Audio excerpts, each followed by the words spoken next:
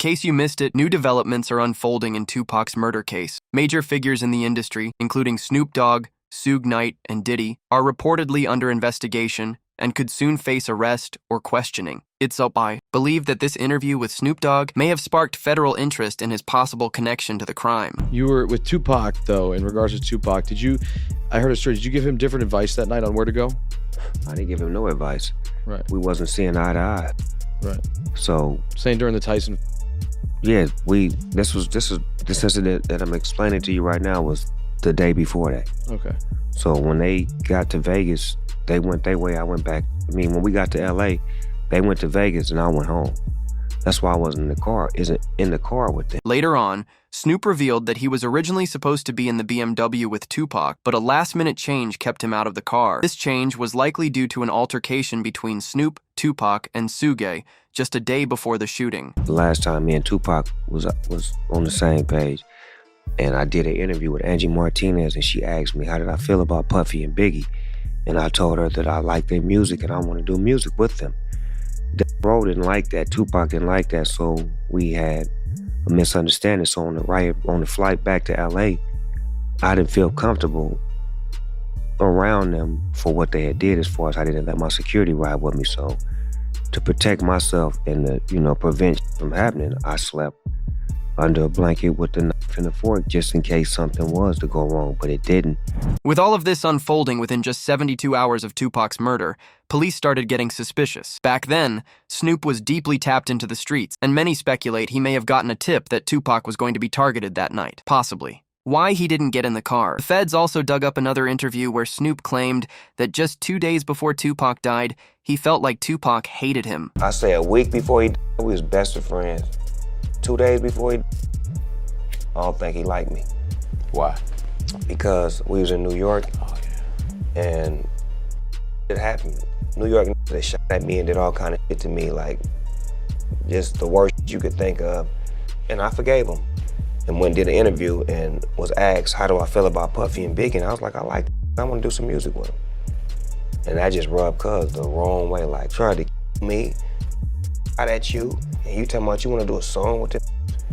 I wasn't thinking about his emotions. I was thinking about the way I felt at the time. I wasn't into no controversy. I liked his music. They was our friends. We was all friends at one point. This video footage of all of us hanging out. This raised major red flags within the Las Vegas Police Department, and the internet went into a frenzy. Soon, a viral thread emerged claiming that Snoop Dogg got word Tupac was allegedly a Fed. According to one officer's interview, Tupac was supposedly an industry plant placed to stop the beef between the Red and Blue Street factions.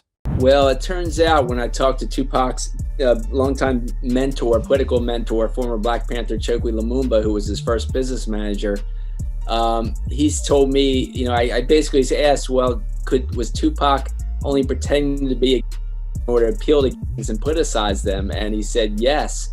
And that was part of his thug life agenda they came up with his imprisoned stepfather, Mutulu Shakur. And so Tupac was just using that in order to get the and the leaders to call peace truces, first in Los Angeles, then throughout California, and then throughout the country. And that was why he was pretending to be this type. And really, he was just an intellectual prodigy. That plan clearly failed. Tupac was suddenly gone. But if Snoop really believed Pac was a Fed, it explains why he kept his distance that night in Vegas. While one police department investigates Tupac's murder, another is chasing leads that he might still be alive. Their leaked files included a 2010 interview with rapper Trey, a close friend of Tupac. After the interview ended, the cameraman forgot to stop recording. In the raw footage, Trey is heard saying, "Last time I saw him, he was in Cuba." So if you ain't ready for it, get on the sidewalk. One last question. Is Pac still alive? Nobody knows. Y'all good? Yeah, we good. Thanks a lot, man. We good. Last time I saw him, he was in church. Then only 1 week later, a video would be leaked onto a news website showing a video of Tupac supposedly chilling in a parking lot inside of Cuba. Zoom in. That's Pac, man. He was the outlaw. And Reg from Holler back, just trying to be friendly and get autographs. Holla back exclusive, baby. Holla back. This would even make Suge Knight speak out, and he would agree that Tupac is alive and living well. He has said so in so many interviews over the course of the last 2 decades now. One interview in particular makes it very obvious. He would state that Tupac was apparently doing fine in the hospital before his passing. He says in quote, "I mean, when I left that hospital, me and Tupac were laughing and joking. I don't see how someone can turn from doing well to doing bad." When I left that hospital, me and Pac was laughing and joking. So I don't see how somebody can turn from doing well to doing bad. So you seriously think that he might still be alive? I'm gonna tell you this, Pac, you never. But what's weird about this is, according to police records, Tupac was allegedly in a coma. So how in the world would he and Suge be laughing if Tupac was unconscious? It doesn't seem to add up. However, when you look at a 2008 interview 10 years apart, Suge said the exact same thing, that Tupac is alive and that he's living well. So he was conscious on the way to the hospital? He was conscious on the way to the hospital. He was conscious in the ambulance. He was conscious after they did the surgery. What was the last thing that he said to you? They left. Standing on his word for over a decade that Tupac is alive. You may be wondering why he stopped mentioning it for over a decade. Well, after the 2008 interview, Suge Knight was targeted in one of the clubs that he owns. A man walked in with firearms and used it in his direction 6 times. Suge Knight was hesitant to tell the police anything, but he immediately knew that it was due to him talking about Tupac just a week prior in that interview. But it gets even scarier, as Suge Knight's own son, Suge Jr., made the same mistake in 2018. Suge Knight's son took it to Instagram, stating that Tupac was alive and that he was living in Malaysia right after Suge Jr. would then post this another photo to Instagram showing a text conversation where somebody messaged him, "You have said too much, it's now time for you to go." This is when Suge Knight's son posted a photo with Tupac alongside modern-day celebrities like 50 Cent and Beyonce. He made it seem like someone was going after him for leaking all the info, as on the photo with Beyonce, he captioned it, "He never left us, but they'll be after me soon." While some believe that it was a publicity stunt for Suge Jr. to gain social media clout, others believe that it's factual. He would be the one to know more about the case than anyone else, considering his father was at the scene of the crime, and his father is literally Suge Knight. Now, when you compare this to the police records of all the evidence they have about Tupac's murder, you actually start to see the holes in the story. In September 7th, 1996, Tupac was in Las Vegas with the head of his record label named Suge Knight. The two were off at the MGM Grand to watch a Mike Tyson match. As after it was over, they spotted an op in the lobby of the hotel. Suge Knight and their entourage went to the Mike Tyson at the MGM Grand. Keefe D and his nephew, Orlando Lane Anderson, and 2 of their friends were also there. Keefe D told LAPD Detective Greg Kading more than a decade ago, in a proffer that couldn't be used against him, the shooting was retaliation after Tupac jumped Orlando and beat him up at the casino. Surveillance cameras recorded the fight. Tupac was angry that Lane had stolen his necklace years prior in Compton. Tupac, Suge Knight, and the entourage left the casino. Security would end up breaking up the altercation between Tupac, Suge, and the Oggs. While Tupac and Suge would then go back to their hotel to change their clothes, they would then hop into their BMW and drive off to a club to go party it up for the night. At around 11 p.m., they began heading to the club. Things would go down right in the middle of the street, as no one was expecting what would happen next. Knew about Tupac's concert at the Club 662. Members, including Orlando and Keefe D, jumped in their white Cadillac and started cruising the strip looking for the offender. Before long, they finally spotted Tupac's caravan. At the intersection of East Flamingo Boulevard and Koval Lane, the white Cadillac pulled alongside the black BMW with Suge on the driver and Tupac on the passenger seats. The back window of the Cadillac rolled twice in the chest, once in the arm, once in the thigh. The aftermath of the incident was a mystery for almost 2 decades, but the police just found something in 2025 that broke the case wide open. It begins with a concerning interview by a man named KD. On DJ Vlad's show during the interview, it begins with him detailing the moments of finding Tupac and pulling. And Bubble Up was the driver, and Baby Lane and Freaky were in the back seat. We was just all in the car together.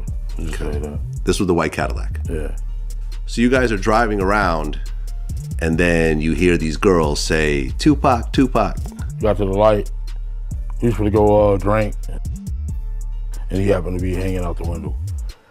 He was hanging out the window like he was in a parade. Tupac? Yeah, he was. So what happens next? You said that as you're driving up towards the BMW, with Suge driving and Tupac in the passenger seat. Keefe D would then realize that Tupac was only targeted because he was reaching for his firearm. He didn't even understand what was about to go down until he saw one of his homies pull a firearm out and use it before Tupac did.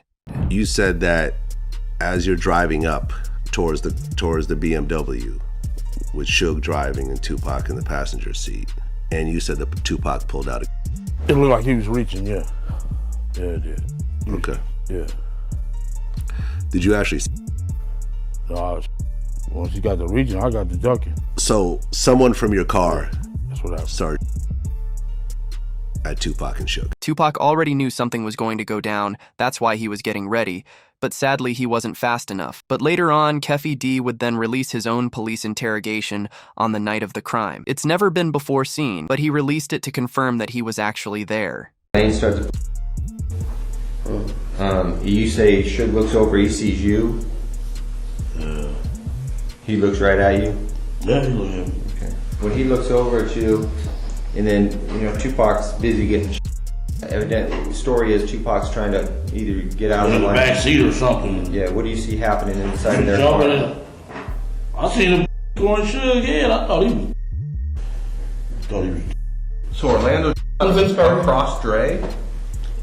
He leaned over on the window, we rolled down the window. But also during the police investigation, they found Keefe D's reaction to Tupac passing away, showing his true emotions. Yeah, I hate that happened, dog, I really do, man.